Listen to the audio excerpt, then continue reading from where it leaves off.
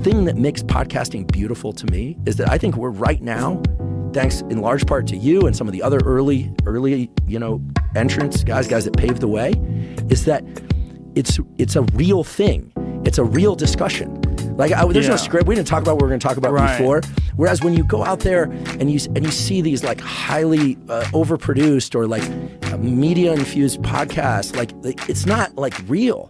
Right. It's not real. It's like got an angle. They have a story they want to tell. It's not independent anymore. It became produced. Right. And let's be real honest. If you look, you are consistently, this podcast is consistently miles and miles ahead of everybody else in terms of the amount of consumption of it. Why? Because it's a place where people immediately and consistently go, oh, it's like Joe's just being Joe. It's just like a real thing. And when I say a real thing, this is what Rick means, like people just being themselves, which like your loves, the things that bother you. And so I think that podcasting to me, it's like skateboarding. It's like punk rock. It's like hip hop. It's like a sport. It's like an art. Like if you watch the movie, one of my favorite movies, the Basquiat movie, right? With Benicio del Toro and Dennis Hopper and Christopher Walken and David Bowie. Like why was he so amazing? Is because Jean-Michel Basquiat was just being himself.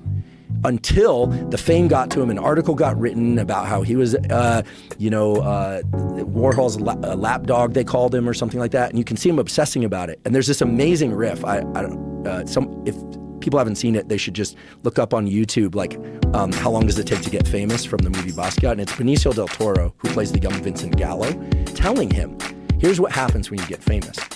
And it's an amazing clip because it explains the arc of fame and people becoming famous for being themselves and then doing the things that they think they should do to stay popular, and it destroys the whole thing. Mm-hmm. And so Rick's message is, like, Rick's talent is to like feel real energy. He can tell what's real and what's fake. That's why he likes wrestling. He knows it's fake. Right. And then feel that and encourage somebody to do more of that, less of other stuff. He's a creativity guru. Then step back.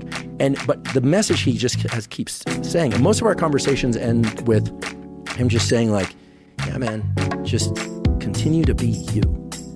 You, curious, adventure, whatever makes Andrew. I know what those things are. It's not about me. This is really about, hopefully, if like people hear it, like Rick is saying in that book and in all his messages, like we all have some little spark or gift or genetic bias towards something.